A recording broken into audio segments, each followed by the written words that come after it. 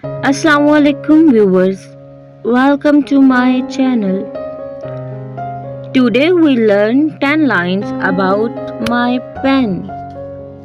Point 1. It is my pen. ये मेरा कलम है.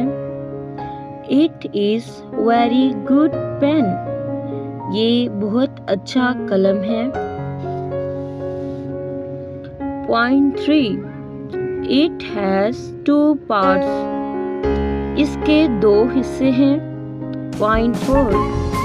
It is made of plastic. ये प्लास्टिक का बना हुआ है. Point 5. Its color is blue. इसका रंग नीला है. Point 6. I write with it. मैं इसके साथ लिखता हूँ. Point 7. It is my favorite pen. ये मेरा पसंदीदा कलम है.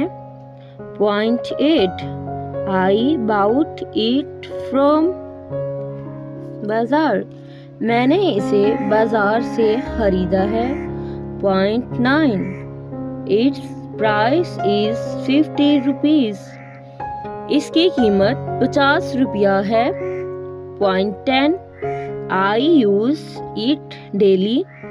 मैं इसे रोज़ाना इस्तेमाल करता हूँ. Point 11. It is very useful for me. ये मेरे लिए बहुत ही कारआमद है. Point 12. I like it very much. मैं इसे बहुत ज़्यादा पसंद करता हूँ.